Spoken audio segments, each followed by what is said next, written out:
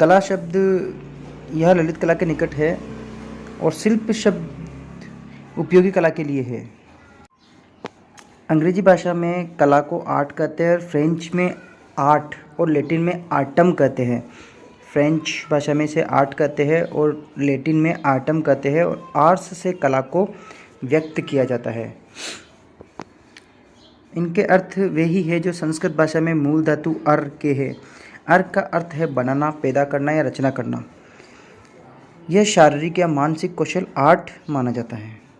उत्कीर्ण कला को भास्करीय कला भी कहा जाता है। देवी प्रसाद राय चौधरी के बारे में अगर ये प्रश्न बन सके कि श्रमिक और उनके जीवन की समस्याओं को किसने छुआ, तो देवी प्रसाद राय चौधरी इसका उत्तर होगा। जब शीत ऋतु आती है और सड़क बनाने वाले, ये देवी प्रसाद राय चौधरी की पेंटिंग के है।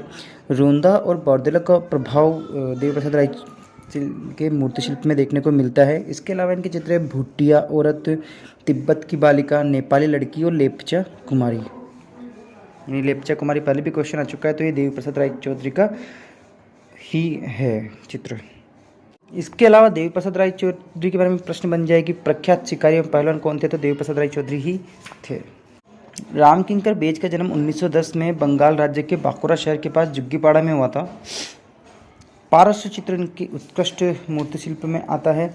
विश्व भारती विश्वविद्यालय से इन्हें डिप्लोमा प्राप्त किया।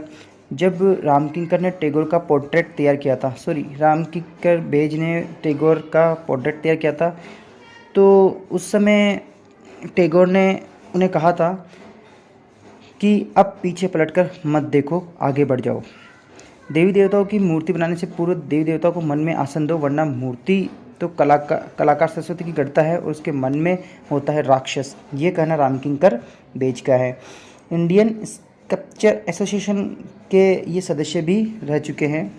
इसके अलावा इनके प्रमुख चित्र है सुजाता, कन्या तथा कुत्ता, अनाज की ओसाई। अनाज की ओसाई किसका चित्र है, ये पहले भी क्वेश्चन आ चुका है, तो ये चित्र है आपके रामकिंकर बेज का।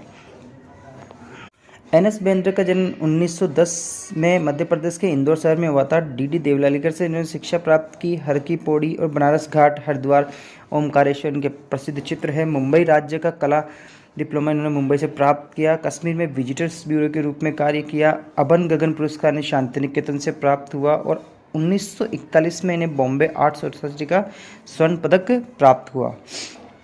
कलाकार दृश्य अदृश्य, अगर दृश्य अदृश्य शब्द आपको देखने को मिल जाए तो समझ जाओ कि ये परिभाषा है किसकी है, तो ये है एन एस बेंद्रे की। ये बेंद्रे की परिभाषा है। इसके अलावा कला को मैं दो ध्येयों में देखता हूँ। दो ध्येय शब्द अगर मिल जाए तो वो भी एन एस बेंद्रे ही इसका उत्तर होगा। तो दो मेन शब्द पकड़ने होते हैं परिभाषा में, फिर आसानी से वो याद हो जाती है। दृश्य दृश्य और दो ध्येय, ये दोनों के दोनों एन एस बेंद्रे के हैं। सूर्यमुखी के फूल पर इसने चित्रण किया था। राजस्थान का ग्रामीण, काठियावाड़ का ग्रामीण नामक चित्र इन्होंने बनाए, दो प्रसिद्ध ना। इसके अलावा के अकबर के बारे में बात करें तो उन्होंने कहा कलाकार एक सृष्टा होता है। 1912 में के अकबर का जन्म हुआ, तो ये प्रश्न बन सकता है कि कलाकार एक सृष्टा है, उक्त वाक्य किसने कहा, तो के अकबर ने ये बात कही थी। 1912 में इनका जन्म कर्नाटक के छोटे से गांव कांटीगिरी में हुआ था। किशोर अवस्था में ही राजा रविवर्मा के चित्र सरस्वती को प्रतिकृति अपने घर की दीवार पर उकेरी, तो ये प्रश्न बन सकता है कि किसने अपनी किशोर अवस्था में ही राजा रविवर्मा के चित्र सरस्वती की प्रतिकृति अपने घर में उकेरी, तो वो थे के अकबर। फोटोग्राफर के यहाँ रिटचिंग आर्टिस्ट के रूप में भी काम किया इन्होंने। और इसके अलावा इनका वाक्य है कि हमारी जो महान संस्कृति या विरासत रही उसे छोड़कर हमें पश्चिम का अंधा अनुकरण नहीं करना चाहिए। ये बात किसने कही, तो ये आपके के अकबर ने कही। हेबर एक भावुक कवि भी थे। हेबर की जो कला है उस पर गोगा व पॉल सेजा का अत्यधिक प्रभाव था। इनके प्रमुख चित्रों में अज्ञात की ओर, दक्षिण भारत के हाट बाजार और धान कूटते हुए, ये प्रसिद्ध चित्र है। इसके अलावा श्रद्धा चित्र भी इन्होंने बनाया।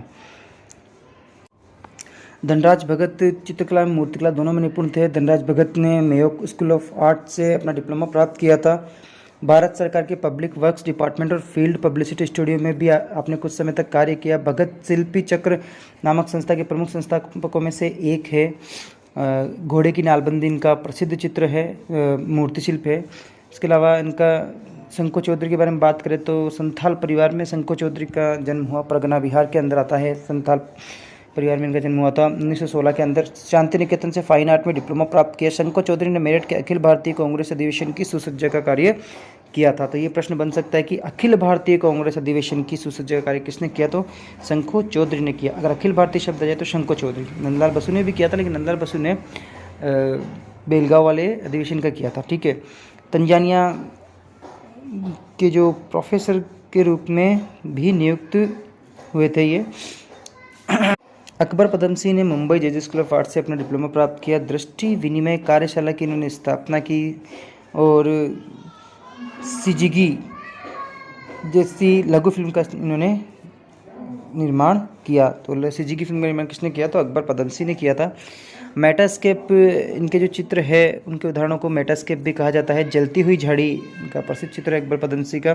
नीली और पीले में, ये भी इनका प्रसिद्ध चित्र है। के.जी. सुब्रमण्यम की हम बात करें तो moving focus, the living tradition, perspective of modern art आदि ख्याति ऐसे पुस्तकों के रूप में है। तो इनकी पुस्तकें हैं कुछ। तो के.जी. सुब्रमण्यम की लिखी पुस्तक कौन सी है, moving focus, the living tradition, perspective on modern Indian. वे भारत छोड़ो आंदोलन के अंतर्गत सक्रिय थे। तो ये प्रश्न बन सकता है कि कौन भारत छोड़ो आंदोलन के अंतर्गत सक्रिय थे, तो के.जी. सुब्रमण्यम थे। 1943 में के.जी. सुब्रमण्यम को इस राजनीतिक सत्याग्रह के कारण 6 महीने की जेल का समय बिताना पड़ा। Moving focus, the living tradition, इनकी बुक्स तो है ही। शांति निकेतन कला भवन में अध्यापक बनकर आए और वे अभी भी यहाँ एमेरिटस प्रोफेसर के रूप में कार्य कर रहे हैं। के.जी. विनोद बिहारी के म्यूरल में एक प्रमुख सहायक थे और लखनऊ के स्थित रविंद्रालय के बाहरी हिस्से के लिए अपना बड़ा और प्रसिद्ध mural king of dark chamber बनाया। तो ये प्रश्न बन सकता है कि किंग ऑफ डार्क चैम्बर किसने बनाया, के.जी. सुब्रमण्यम। कहाँ बनाया, तो लखनऊ में स्थित रविंद्रालय के पास। 13,000 टाइलों में इसमें उन्होंने काम किया और 81 फुट और 5 फुट ऊंचे टेराकोटा म्यूरल था ये। के.जी. के विशेष सहयोगी राजस्थान के क्राफ्टमैन ग्यारसीलाल वर्मा थे। इसे बनाने में जो सहयोगी थे वो ग्यारसीलाल वर्मा थे। के.जी. पर मातिस का प्रभाव देखने को मिलता है। के.जी. का एक खास तरह का स्कॉलर कलाकार भी कहा जा सकता है। तो ये प्रश्न बन सकता है कि किसे खास तरह का स्कॉलर कलाकार कहा जाता है, तो वो के.जी. सुब्रमण्यम को कहा जा सकता है। हैंडलूम बोर्ड के डिजाइन विभाग में अध्यक्ष पद पर रहते हुए भारतीय डिजाइन के स्वरूप और स्वभाव को समझा। खाकी चित्र संकलक के.जी. सुब्रमण्यम ने तैयार की एनिमल ऑन आयरन शीट माध्यम से कमरे के भीतर बैठी आकृति को बहुत ही सुंदर अभिव्यक्ति प्रदान की। तो एनिमल ऑन आयरन शीट ये के.जी. सुब्रमण्यम का ही है। इनका प्रसिद्ध वाक्य है, एक कलाकार जब अपनी कला के बारे में कुछ कहता है तो उसका नजरिया एक कला समीक्षक या इतिहासकार से भिन्न होता है। यानी इतिहासकार से भिन्न शब्द आ जाए तो आप के.जी. सुब्रमण्यम से जोड़ सकते हो। ऐसे कुछ फैक्ट को जोड़ करके आप उत्तर निकाल सकते हो। परिभाषा पूरी याद कभी नहीं होती। अभी बात करें के.जी. सुब्रमण्यम को, केरल सरकार ने उन्हें माननीय रवि वर्मा पुरस्कार प्रदान किया था। तो किन्हें, के.जी. सुब्रमण्यम को किया था। जे स्वामीनाथन के बारे में बात करें तो ये ब्लैक में सिनेमा टिकट और फुटपाथ पर सिले हुए अंडरवियर बेचने लगे थे। मजदूर आवाज़ नामक पत्र का संपादन भी जे स्वामीनाथन ने किया था। दैनिक हिंदुस्तान तथा सरिता में बच्चों के लिए कहानियाँ लिखते थे। ग्रुप 1890 की स्थापना की थी जे स्वामीनाथन ने। कांट्रा पत्रिका का प्रकाशन किया था इन्होंने। इसी समय वे आर्टिस्ट प्रोटेस्ट मूवमेंट के सचिव भी बने थे। भोपाल में रूपंकर का प्रथम निदेशक नियुक्त किया गया था। तो किसे, तो वो थे जे स्वामीनाथन, जिन्हें भोपाल रूपंकर यानी भारत भवन में निदेशक नियुक्त किया गया। स्वामीनाथन ने का जो प्रसिद्ध चित्र है वो है अंतरिक्ष की ज्यामितीय, और इसके अलावा जर्नी फर्स्ट, ये भी स्वामीनाथन का ही चित्र है। पिछलग्गू, अगर आपको शब्द कहीं मिल जाए तो वो समझना कि वो परिभाषा जे स्वामीनाथन की है। पिछलग्गू शब्द आपको अगर प्रश्न पत्र में मिल जाए परिभाषा के दौरान। तो जोगिन चौधरी की बात करें तो जोगिन चौधरी ने नीली साड़ी नामक प्रसिद्ध चित्र बनाया और नटी विनोदिनी चित्र बनाया और गैलरी 26 तथा आर्टिस्ट फोरम की स्थापना की थी इन्होंने। जिया संतोष के बारे में बात करें तो तांत्रिक चित्रकार थे ही। बेंद्रे के निर्देशन में बड़ौदा चित्रकला से शिक्षा प्राप्त करने चले गए। तो बेंद्रे के निर्देशन में इन्होंने बड़ौदा में चित्रकला की शिक्षा प्राप्त की थी। जी.आर. संतोष ने। गुलाम रसूल संतोष इनका पूरा नाम है। श्रीनगर कश्मीर में इनका जन्म हुआ था। गिरते हुए शरीर तैयब मेहता का प्रसिद्ध चित्र है। कुदाल भी जो एक फिल्म है वो तैयब मेहता ने बनाई थी। प्रिक्स नेशनल पुरस्कार इन्हें मिल चुका है। इसके अलावा भूपेन खक्कर की बात करें तो कलाकार को मध्य नहीं होना चाहिए, ये जो परिभाषा है ये भूपेन खक्कर ने दी थी। तुम सब खुश रहो, खुश नहीं रख सकते, ये जो चित्र है तुम सब खुश नहीं रख सकते, ये तैयब मेहता का भूपेन खक्कर का चित्र है। राजस्थान के कुछ प्रसिद्ध कलाकारों में राम गोपाल विजयवर्गीय, जिनका जन्म 1905 में बालेर ठिकाने के अंदर सवाई माधोपुर में हुआ था। इनके लिए कहा जाता था कि छोरा भूखा मरेगा ये लाइनें खींचने से, तो इनके घर वाले इनको ऐसा कहते थे, राम गोपाल विजयवर्गीय को। मेघदूत इनकी प्रसिद्ध चित्र श्रृंखला है। गीत गोविंद भी इनकी प्रसिद्ध चित्र श्रृंखला है। नारी शरीर के लिए प्रसिद्ध थे राम गोपाल विजयवर्गीय। इसके अलावा नारी चित्रण उनका केंद्र बिंदु था, जैसे हम पहले भी अभी कुछ देर पहले ने चर्चा की थी। आत्मा भारतीय होनी चाहिए, अगर ये शब्द आपको देखने को मिले तो ये सोचना राम गोपाल विजयवर्गीय ने ये टाइटल कहा है, आत्मा भारतीय होनी चाहिए, ये देखने को मिले। अभिनंदन ग्रंथ भी प्रकाशित किया इन्होंने। इसके अलावा भवानी चरण गोई की बात करें तो श्री वीरेश्वर सेन के सानिध्य में इनका अध्ययन वो स्टडी हुई, दृश्य चित्र बनाने में निपुण थे। भूर सिंह शेखावत की बात करें तो यथार्थवादी रास्ता में यथार्थवादी चित्रकला का सशक्त स्तंभ थे। ये प्रश्न पूछा जा सकता है कि कौन सा कलाकार यथार्थवादी चित्रकला का सशक्त स्तंभ था, तो भूर सिंह शेखावत थे। उनका जन्म बीकानेर में हुआ था। बिरला परिवार द्वारा छात्रवृत्ति मिलने पर जे स्कूल ऑफ आर्ट मुंबई से कला शिक्षा प्राप्त करने गए थे। जवाहरलाल नेहरू के शब्दों में उनके चित्रों की आत्मा बोलती है, तो किसने ये जवाहरलाल नेहरू ने किसके लिए शब्द बोले कि उनके चित्रों की आत्मा बोलती है, तो ये किसके लिए कहा था? भूर सिंह शेखावत के लिए। इसके अलावा पटना के बिड़ला मंदिरों की दीवारों को सुशोभित करने का कार्य किया था इन्होंने, तो ये प्रश्न बन सकता है कि पटना के बिड़ला मंदिरों की दीवारों को सुशोभित किसने किया, तो ये आपके भूर सिंह शेखावत ने किया था। सांझ की करुण विदाई किसका चित्र है, तो ये भूर सिंह शेखावत का चित्र है। उदयपुर के पास काकरोली में गोवर्धन लाल जोशी यानी बाबा का जन्म हुआ, जिन्हें बाबा के नाम से जाना जाता है। बाबा के पिता भगवान लाल जोशी काकरोली के द्वारकाधीश मंदिर में सेवक थे। इसके अलावा इनके प्रमुख चित्र है भील युवती, फसल काटते हुए, धान रोपते हुए, मृदंग बजाते हुए। उदयपुर में स्थापित कलाकार संगठन तुलिका कलाकार परिषद के फाउंडर सदस्य भी रह चुके हैं। गोवर्धन लाल जोशी राजस्थान ललित कला अकादमी के उपाध्यक्ष पद पर भी कार्य कर चुके हैं। जयपुर स्टेशन भवन पर आपने उदयपुर की गणगौर सवारी का दृश्य चित्र बनाया था। गणगौर की सवारी, जौहर ज्वाला, राणा प्रताप और पन्नादाई इनके प्रसिद्ध चित्र थे कुछ। सेलेनाट बात करें देवकीनंदन शर्मा की, तो जो पक्षी चित्रों में अग्रणी थे वो देवकीनंदन शर्मा थे और मोर का चित्रण बहुत ही सुंदर बनाते थे। सेलेनाट डे के सानिध्य में रहकर उन्होंने कार्य किया।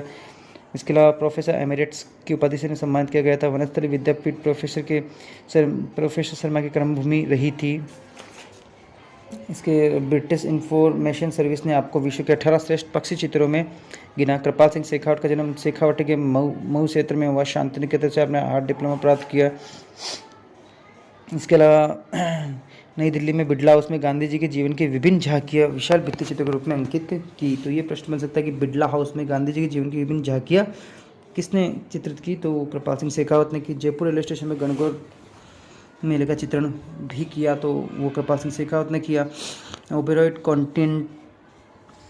कॉन्टिनेंटल में राष्ट्रमंडल का भित्ति चित्रण विशेष उल्लेखनीय है। तंगवान गुफा के 18 चित्रों की प्रतिलिपि भी आपने तैयार की थी। तंगवान की मैरिज ऑफ बाबूजी राठौड़ और भरत केरिंग, रामाज सेंडिल, ये आपके प्रमुख चित्र थे, तंगवान की गुफा में जो 18 चित्रों की प्रतिलिपि तैयार की थी वो की थी कृपाल सिंह शेखावत ने। इसके अलावा बाबूजी राठौड़ और हॉर्स ऑन बैक, वासक सज्जा, डेफोडिल्स पे कई बार क्वेश्चन बन चुका है, नेट के अंदर भी आ चुका है। तो डेफोडिल्स की जो चित्र श्रृंखला है वो किसने तैयार की थी, तो वो तैयार की थी आपके कृपाल सिंह शेखावत ने। और बाबूजी वासक सज्जा नायिका, बाबूजी राठौड़ हॉर्स ऑन बैक, ये भी कृपाल सिंह शेखावत ने तैयार की थी। बाबूजी राठौड़ का विवाह नामक कृति में जो चित्रण किया था वो भी कृपाल सिंह शेखावत ने ही किया था। बात करते हैं कानून, इसके अलावा परमानंद चोइल की, तो कानूराम शर्मा से इन्होंने अपना परंपरागत कला के बारे में अध्ययन सीखा था। और इसके अलावा कोल्ड स्टिफ का चोइल की चित्रशैली में काफ़ी प्रभाव पड़ा है। इम्पेस्टो टेक्निक का प्रयोग करते थे अपने चित्रण में परमानंद चोइल। लंदन की शाम इनका प्रसिद्ध चित्र है। सरकती हवेलियाँ, डिजोल्विंग लाइफ, चौपड़ियाँ, जीर्ण शीर्ण दरवाज़ा, तो ये परमानंद चोइल का प्रमुख खासियत है। उदयपुर बोध नामक श्रृंखला भी इन्होंने तैयार की थी। रेस इन लंदन, ये भी इनकी चित्र श्रृंखला थी। ऑर्गेन की एक फिल्म कंपनी ने आपके बफेलो नामक चित्रों पर एक वृत्त चित्र भी तैयार किया, तो ऑर्गेन ने तैयार किया था। चलते फिरते हुए इनके नाटक, चलते फिरते भूत के नाट्यकार भी थे, तो नाटक भी था इनका चलते फिरते भूत। अब इसके बात करें द्वारका प्रसाद शर्मा की, तो उसका परिवार से अपने चित्रण सीखा था। प्रसव पीड़ा, गणगौर की झांकी, मुगल राजपूत युद्ध, उमर ख़्याम, ये प्रसिद्ध आपके चित्र हैं। वीरा वर्ल्ड कांग्रेस की अंतर्राष्ट्रीय प्रदर्शनी में आपने भाग लिया। चार्ल्स फैब्री सहित देश के प्रसिद्ध कला समीक्षकों ने अपने चित्रों की बुरी बुरी प्रशंसा की थी। महाराणा मेवाड़ फाउंडेशन द्वारा महाराणा सज्जन सिंह के अवार्ड से आपको सम्मानित किया गया था। महाराणा सवाई सिंह मेडिकल कॉलेज में मुख्य कलाकार के रूप में आपने सेवाएं दी। तो प्रश्न बन सकते हैं, महाराजा सज्जन सिंह अवार्ड से किन्हें सम्मानित किया गया? द्वारका प्रसाद शर्मा को किया गया था। 5 सितंबर 1937 को उत्तर प्रदेश में मथुरा जनपद के छोटे से गांव सादाबाद में रामजेश्वर का जन्म हुआ था। 1937 में 5 सितंबर 1937 लखनऊ मेडिकल कॉलेज में आप आर्टिस्ट पद पर रहे। इसके अलावा जयशंकर प्रसाद के आंसू पर आधारित आपने चित्रण तैयार किया। दूसरी ईद, प्रणय, स्ट्रीट सिंगर से आपके प्रमुख चित्र हैं। आपकी कहानियाँ भी है। असुरक्षित, संवेदनशील विषय जल प्रमुख। राजस्थान के समसामयिक कला आंदोलन में उदयपुर के सुरेश शर्मा का महत्वपूर्ण योगदान है। तो सुरेश शर्मा की बात करिए तो आकृति रहित मूर्तिता का चित्रण किया था उन्होंने। रेड ऑन रेड आपकी उत्कृष्ट कृतियों में गिनी जाती है। मेरे चित्र कला नहीं स्वयं कला है, ये अगर वाक्य आपको देखने को मिले, वरन स्वयं प्रकृति है, ये वाक्य देखने को मिल जाए तो समझ लीजिए ये आपका सुरेश शर्मा का वाक्य था। आप राजस्थान की कला संस्थान टखन 28 के संस्थापक सदस्य और चेयरमैन भी रह चुके हैं। मोहनजोदड़ो से प्राप्त 2 तवंगी एक कांस्य की नर्तकी जिसकी ऊंचाई 9 सेंटीमीटर है, तो वो है कांस्य की नर्तकी। 2 नग्न मूर्तिधर भी मोहनजोदड़ो से प्राप्त हुए। हड़प्पा के एक मृत्तिका पात्र के ढक्कन पर आलेखन में 2 हिरण अंकित है, तो ये हड़प्पा से प्राप्त 2 हिरण वाला मृत्तिका पत्र। सुमेर, मिस्र तथा फिलिस्तीन तथा ईरान आदि से मोहनजोदड़ो का घनिष्ठ संबंध था, इस बात का उल्लेख मिलता है। हाथी, चीता, गेंडा और भैंसा सिंहासन के चारों ओर जो चित्रित है, ये प्रमुख पशु थे। हाथी गेब है, इसे आप इस तरह से पढ़ सकते हैं। सिंधु उपत्यका से 1200 से अधिक सिलखड़ी पत्थर की बनाई मोहरें प्राप्त हुई है। मोहर जो ताम्र मुद्रा है उनका जो आकार है 2 इंच से 0.5 इंच है और जो मोटाई है वो 1.5 से 0.1 इंच है। चित्र में लिपि का विकास 396 चिन्ह जो मिलते हैं वो इस लिपि में सिंधु सभ्यता में मिलते हैं। हड़प्पा का जो राजमार्ग है 33 फीट था। सिंधु सभ्यता का अंत लगभग 1500 ईस्वी में हुआ ऐसा माना जाता है। सांची स्तूप जो 70 से 25 ईस्वी पूर्व में निर्मित हुआ था और विदिशा से 9 किलोमीटर उत्तर पश्चिम की ओर मध्य रेलवे भोपाल जंक्शन के बीच रायसेना जिले में स्थित है सांची स्तूप। जनरल टेर ने सांची स्मारकों की जनता का ध्यान खींचा था। जनरल टेर ने सातवाहन राजाओं के समय सांची के तोरण द्वारों को अलंकृत किया गया था। जो सांची के स्तूप इसकी ऊंचाई 54 फुट है। गोल आधार का लगभग व्यास 120 फुट है। 16 फीट ऊंचा चबूतरा है। अलंकृत तोरण 34 फीट ऊंचे हैं। सभी द्वार ईसा पूर्व 1वीं शताब्दी के हैं ऐसा माना जाता है। सांची के शिल्पांकन में बुद्ध के अलौकिक स्वरूपों की दिखता है। मार्शल ने सांची महास्तूप की कला का नामकरण वनस्पति शैली कर दिया। स्तूप 3 केवल एक ही तोरण है। स्तूप 3 में सांची के स्तंभ में गौतम स्तंभों के समान है। जो सांची के जो स्तंभ है वो किस स्तंभ के समान है? तो गौतम स्तंभों के समान है। जॉन इरविन ने कहा था सांची की कला में आध्यात्मिकता और भौतिकता एक हो गई, तो ऐसी बात जॉन इरविन ने कही थी। भरहुत का स्तूप शुंगों के शासनकाल में निर्मित शुंगकालीन मूर्तिकला का दूसरा मुख्य केंद्र था भरहुत। जनरल कनिंघम ने इस ओर ध्यान खींचा था। 185 से 80 ईसा पूर्व का समय इनका माना जाता है। अंत में धनभूति नामक राजा ने शुंगों के शासनकाल में पूर्वी तोरण का निर्माण करवाया था। तो पूर्वी तोरण का निर्माण किसने कराया था? धनभूति नामक राजा ने करवाया था। भरहुत का स्तूप अर्धगोलाकार गुंबद के रूप में ईंटों का बना हुआ है। सांची की भांति इसके भी 4 तोरण हैं। महाभिनिष्क्रमण की घटना को एक शिला पर 3 दृश्यों के द्वारा दिखाया गया है। भरहुत स्तूप में अनाथ पंडक श्रेष्ठ द्वारा बुद्ध की जैतून विहार का दान चित्र भी अंकित है। मानवीय रूप तो पशु रूप तो यक्षी रूप में वर्णित किया गया। जातकों को 3 वर्गों में चित्रित किया गया, मानव रूप में, पशु रूप में, यक्ष रूप में। शक से संबंधित 3 प्रकरण मिलते हैं। इंद्र और बुद्ध वार्तालाप का दृश्य। मिस्र केसी नामक अप्सरा और ऊपर की ओर सुभद्रा एवं पद्मावती अंकित है भरहुत में। जो 2 अप्सराएं बनी हुई है, मिस्र केसी और सुभद्रा, तो कहाँ पे बनी हुई है? भरहुत में बनी हुई है दोनों। एरावत नागराज की कथा का रोचक अंकन भरहुत में देखने को मिलता है। भरहुत में तक्करीय जातक किन्नर युगल का भी निरूपण होता है। यक्षिण छवि में चंद्रा, चुलोकोक, सुदर्शना, यक्षी और सुदर्शनिका मुख्य है। शुंग कुषाण काल में दक्षिण भारत की गोदावरी और कृष्ण नदियों के बीच कला अन्य शिला का विकास हो जो अमरावती के नाम से जानी जाती है। महान व कर्मिक की देखरेख में पसनिक पास लोगों ने की इसकी देखभाल जो की थी। महान व कार्मिक ने की थी।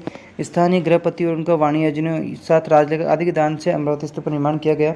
मौर्यकालीन ब्राह्मी में पाए गए अमरावती स्तूप के जो अभिलेख है वो मौर्यकालीन ब्राह्मी लिपि में पाए गए। अमरावती का प्राचीन नाम धान्यकटक था। अमरावती स्तूप को प्रकाशन में लाने का श्रेय कर्नल मैकेंजी को जाता है। धरणी कीट भी इसे कहते हैं। इसके अलावा सांची में वेदिका बिल्कुल सादी है, तोरणों को अलंकृत किया गया है। पर अमरावती के स्तूप की एक प्रमुख विशेषता यह है कि इसमें स्वतः स्तूप को भी अलंकृत किया गया है। अमरावती स्तूप की उत्कीर्ण कला 4 विकास क्रम बताए गए हैं। तृतीय काल लगभग 150 से 200 ईसा का था। इसमें यही अमरावती शिल्प का चरमोत्कर्ष काल माना जाता है। तो तीसरा काल अमरावती का चरमोत्कर्ष काल माना जाता है। इसी काल में वेदिका का निर्माण हुआ था। तो प्रश्न बन सकता है कि वेदिका का निर्माण कब हुआ और स्वर्ण काल कौन सा था। तो तीसरा काल था जो 150 से 200 ईसा का था। तो ये तो काल पूछ सकता है या फिर सन पूछ सकता है। तो 150 से 200 के मध्य ये हुआ था।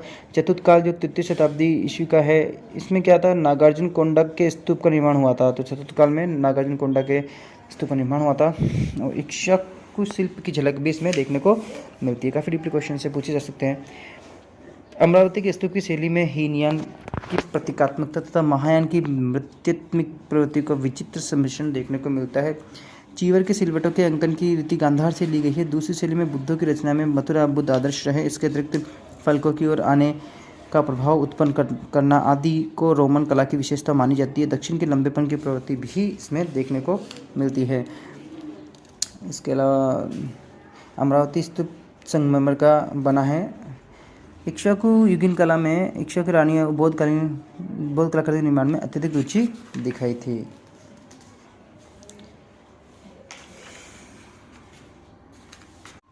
कुशाणकालीन मथुरा कला का समय 2वीं शताब्दी से लेकर 6वीं शताब्दी तक का माना जाता है। तो मथुरा कला का जो समय है 2 से 6 के बीच माना जाता है। ये आप ध्यान रखना, 2-6 याद कर लेना आप।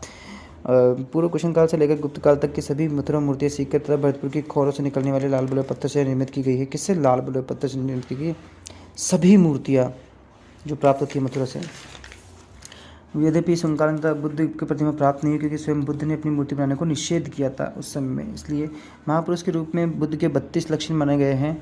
आरंभिक मूर्तियों को अभिलेखों में बोधिसत्व कहा गया है। अवलोकितेश्वर बोधिसत्व तथा कश्यप बुद्ध की मूर्तियाँ मथुरा कला की देन है। पगड़ी, लंबा कोट, सलवार, जूते ये जो भी बनाए गए हैं, ये गलत हो गया। मथुरा शिल्प पर गांधार शिल्प का प्रभाव देखने को मिलता है। अगर उनकी विशेषता की बात करें तो जो मूर्ति का पृष्ठभाग अधिक उपरा हुआ है, कुशाणकाल का जो मूर्ति है उसमें सफ़ेद चित्तर लाल बलुए पत्थर का प्रयोग किया गया है। फिर कुशाणकालीन जो मूर्ति है उसमें प्रतिमा के शीर्ष के सहित है, उष्णीय कुंडलित है। कला का उत्कर्ष, कुशाणकालीन कला का उत्कर्ष के बाद गांधार शैली। पश्चिम मध्य भारत के गांधार शैली क्षेत्र में विकसित होने वाली कला को गांधार कला कहा जाता है। गांधार क्षेत्र अभिलेखीय संदर्भ एकेनिमियाई सम्राट डेरियस के विस्तृत अभिलेख से मिलता है। यानी गांधार क्षेत्र में जो संदर्भ है वो एकेनिमियाई सम्राट डेरियस के से मिलता है। कनिष्क को द्वितीय अशोक भी कहा जाता है। द्वितीय अशोक कनिष्क को कहा जाता है। वायुपुराण में गांधार के राजाओं को द्रहम वंशज का बताया गया है। गांधार को एकेनिमियाई साम्राज्य का अंग भी कहा बताया गया है। गांधार को उद्यान तथा उड्डयन स्वादेश भी कहा जाता है। ये प्रश्न कभी बन जाते हैं। गांधार क्षेत्र में विकसित होने वाले कुशाणकालीन कला के महत्व की ओर विद्वानों का ध्यान सन 1870 में डॉक्टर लिटनर ने दिया था। तो गांधार शिल्प का ध्यान किसने दिया? डॉक्टर लिटनर ने दिया था। प्रथम बुद्ध प्रतिमा रोमन सम्राट ऑगस्टस की मूर्ति की नकल करते हुए निर्मित की गई थी। ये प्रश्न बन सकता है कि प्रथम बुद्ध प्रतिमा किसकी नकल करते हुए की थी? तो रोमन सम्राट ऑगस्टस की। गांधार की कला का स्वरूप शक, जिस कला के संरक्षक थे वो शक कुषाण थे। इसी कला की तकनीक को हेलेनिक कहा जाता था, जिसमें ईरानी और शक तत्वों का समावेश होता है। गांधार की ग्रेको बुद्धिस्ट मूर्तिकला का प्रारंभ प्रथम शताब्दी में हुआ था। गांधार कला में पाषाण शिल्प प्रयास से 3वीं सदी तक गच्छ कार्य का काम 4वीं-5वीं सदी में हुआ था। बुद्ध का मुख, ये सुंदर प्रतिमा 4वीं से 5वीं शताब्दी में निर्मित हुई थी। बुद्ध का मुख। गांधार कला की विशेषता ये है कि यहाँ के जो बुद्ध हैं उनके बाल घुंघरालू बताए गए हैं। मंदिर को राजराज भी कहा गया है। डॉक्टर वासुदेव शरण अग्रवाल ने भारत में मंदिर वास्तुकला के उद्भव और विकास पर महत्वपूर्ण प्रकाश डाला है। तो वासुदेव शरण अग्रवाल ने डाला है। इसके अलावा बात करें राजा के समान आसन, पदपीठ, छत्र, गर्भगृह, गुडगृह, सभागृह, परकोट, देवोपासना की परंपरा मंदिरों से जुड़ गई।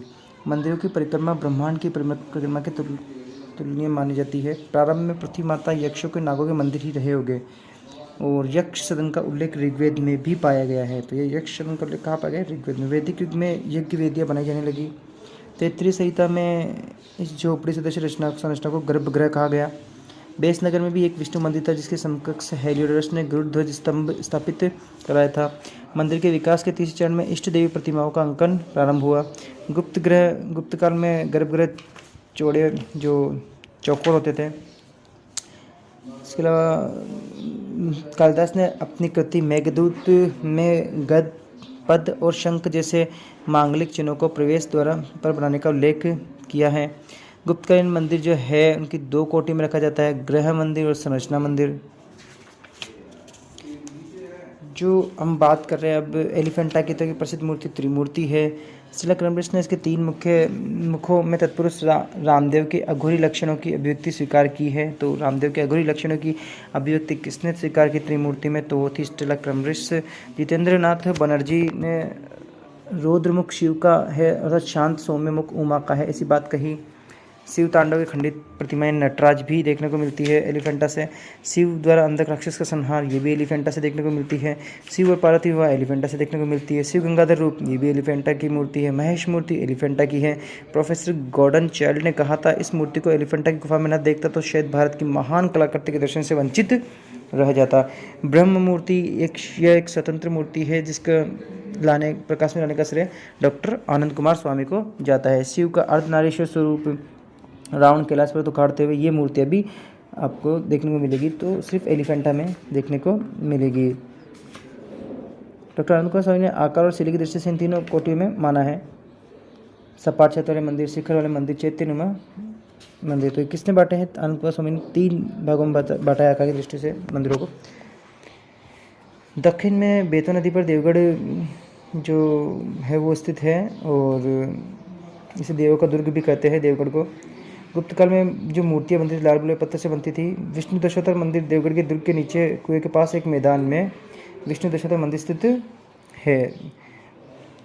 गजेंद्र नर नारायण ये देवगढ़ से प्राप्त हुई है और विष्णु दशावतार मंदिर में है निर्मित चित्र है। गुप्त काल में दशावतार मंदिर का निर्माण हुआ था और नर नारायण चित्र यहाँ से प्राप्त हुआ है। विश्व का प्रसिद्ध कोणार्क का सूर्य मंदिर जगन्नाथपुरी से 26 किलोमीटर दूर स्थित है, जिसकी तुलना संभवतः विश्व में करना मुश्किल है। गंगराज प्रथम नरसिंह देव ने 1200 कारीगरों की सहायता से 12 वर्ष में इस मंदिर का निर्माण कार्य संपूर्ण करवाया था। विशु महाराण नामक कारीगर को ये कार्य सौंपा गया था। तो कोणार्क मंदिर का जो कार्य है वो विशु महाराण नामक कारीगर को सौंपा गया था। कोण और अर्क इन दोनों शब्दों के सम्मिश्रण से इस स्थान का नाम कोणार्क होना की संभावना व्यक्त की गई है। 7 घोड़ों के द्वारा खींचते हुए दर्शाया गया है। इसमें जो घोड़ों की संख्या है वो 7 है, 7 दिनों का प्रतीक है। 12 जोड़े 12 चक्कों को 12 राशियों का प्रतीक माना गया है। प्रत्येक चक्के में 8 तीलियां लगाई गई जो अष्टप्रहर का प्रतीक है। 7 घोड़ों में 7 दिनों के प्रतीक के रूप में दर्शाया गया है। हम पहले भी पढ़ चुके हैं। अनुमानतः 1452 हाथियों की मूर्तियाँ बनाई गई है इसमें।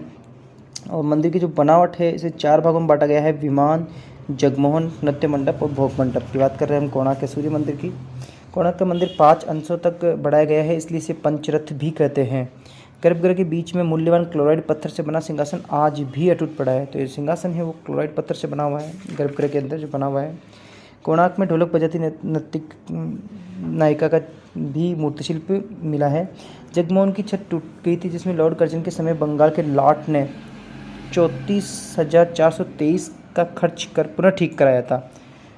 क्लोराइड पत्थर पर 9 ग्रहों की सुंदर मूर्तियाँ भी बनी हुई है। ऐसा कहा जाता है मंदिर को नष्ट करने के लिए कि इसमें शक्तिशाली चुंबक था जिसके कारण समुद्र की जो जहाज थी वो खिंच जाती थी, इसी कारण इस मंदिर को तोड़ना पड़ा था। खजुराहो की बात करें तो 10 से 11वीं शताब्दी के जो मंदिर नागरसिली में बने हुए हैं, ये मध्य प्रदेश के उत्तरी भाग छतरपुर जिले में है। निर्माण 950 से 1050 में हुआ था। चंदेल नरेश सेवमत के न्यायी थे। खजुराहो में प्राप्त शिलालेखों में जो अब प्रथम लक्ष्मण मंदिर एवं द्वितीय विश्वनाथ मंदिर में देखने को मिलता है। मुसलमान लेखक अल-बरूनी ने इसे खजुराहो लिखा है और इब्न बतूता ने इसे खजुराहो के नाम से उल्लेख किया है। तो अल-बरूनी ने इसे खजुराहो कहा और इब्न बतूता ने भी इसे खजुराहो के नाम से उल्लेख किया। चंद्रबरदाई ने पृथ्वीराज रासो में इसे खजुराहो का उल्लेख खजूरपुरा नाम से किया था। खाजिनपुरी नाम भी आता है। ऐसा माना जाता है कि यहाँ पे खजूर के पेड़ बहुत ज़्यादा संख्या में थे। खजुराहो लाल बलुआ पत्थर से बने हुए हैं। फ्रैंकलिन इसके खोज करता है। 1904 में खजुराहो के भारतीय पुरातत्व विभाग ने अपने अधीन ले लिया 1904 में ने। और खजुराहो मंदिर में नागर शैली के सबसे सुंदर और विकसित मंदिर बने हुए हैं। आंतरिक तौर पर 5 भागों में विभाजित है। खजुराहो के मंदिर 5 आंतरिक भागों में विभक्त होने के कारण इन्हें सांधार भी कहा जाता है। और इनमें प्रदक्षिणा पथ मंदिर के बाहर बना हुआ है, इसलिए इसे निराधार मंदिर भी कहा जाता है। परंपराओं के अनुसार खजुराहो मंदिर की संख्या 185 बताई गई है, किंतु संपत्ति बतौर वहाँ केवल 25 मंदिर ही है किसी प्रकार सुरक्षित रह सके हैं। यानी 185 में से सिर्फ 25 मंदिर सुरक्षित रहे हैं। शैव, शाक्त, वैष्णव, जैन आदि धर्मों के अनेक कलाकारों ने अपने कला साधनों को मूर्तिमान कर दिया। भौगोलिक स्थिति के अनुसार खजुराहो मंदिर को प्रमुखतः 3 समूहों के रूप में देखा जा सकता है: पश्चिम, पूर्वी और दक्षिणी। पश्चिम समूह में 64 योगिनी मंदिर, ललंगुआ मंदिर और मतंगेश्वर मंदिर, वराह मंदिर आता है। अब जो ललंगुआ मंदिर है वो लावा पत्थर से बना हुआ है। मतंगेश्वर मंदिर चंदेल राजा द्वारा बनाया गया है। इसके अलावा लक्ष्मण मंदिर भी आता है पश्चिमी समूह में। और प्रवेश द्वार पर जो शुभागमन प्रतीक मकर तोरण बना हुआ है, यानी मकर तोरण बनाया गया है प्रवेश द्वार पर। विश्वनाथ मंदिर चंदेल राजवंश के राजा धनदेव ने बनवाया था। चित्रगुप्त मंदिर सूर्य मंदिर है जो एक निरंतर शैली में बना हुआ है। देवी जगदम्बा का जो मंदिर है वो भी गंडदेव वर्मन ने बनाया था। सारे मंदिर पश्चिम मंदिर समूह में आते हैं। इसके अलावा कंदरिया महादेव का मंदिर ये भी पश्चिम में आता है। विद्याधर ने बनवाया था 1065 में। इस समय का सबसे अधिक विकसित सप्तरथ शैली का मंदिर था कंदरिया महादेव का मंदिर। और यह मंदिर इस समय का सबसे अधिक विकसित सप्तरथ शैली का मंदिर है। कहते हैं कि जब महाराज विद्याधर दूसरी बार मोहम्मद गजनी के साथ परास्त कर भागने में सफल हुए तब उन्होंने इस भगवान शिव की कृपा माना और भगवान शिव का विशाल मंदिर निर्मित किया। संगमरमर का बना शिवलिंग जो अन्य मंदिरों से बृहत और विशाल है। ब्रह्म मंदिर लावा और बालू पत्थर द्वारा निर्मित है। ब्रह्मा मंदिर पिरामिड शैली में बना हुआ है। ब्रह्मा मंदिर अभी पूर्व शैली के मंदिर है। हनुमान ब्रह्मा मंदिर, वामन मंदिर, जवारी मंदिर, भगवान विष्णु का जवारी मंदिर है। घंटाई मंदिर, जैन समूह जो पार्श्वनाथ मंदिर, ये जैन समूह के मंदिर है। तो पार्श्वनाथ मंदिर में कामदेव का चित्रण खजुराहो में ही हुआ है सिर्फ।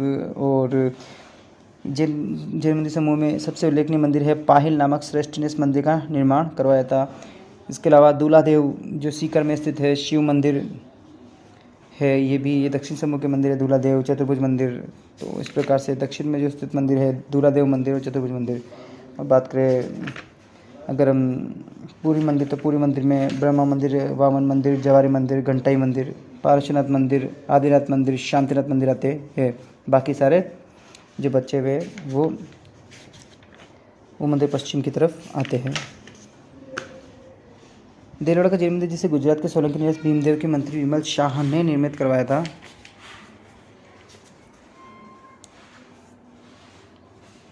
इसके अलावा कुंभशाह मंदिर शानदार प्रकार का पूर्वाभिमुखी मंदिर है। आभानेरी निकुंभ चौहानों की राजधानी थी। और बारडोली के मंदिर कोटा से 51 किलोमीटर दूर चंबल तथा बामनी नदी के संगम पर स्थित है। बारडोली शैव मत का एक केंद्र है। जेम्स टॉड ने प्रकाश में लाया था बारडोली को। बारडोली के छोटे छोटे कुल 9 मंदिर है।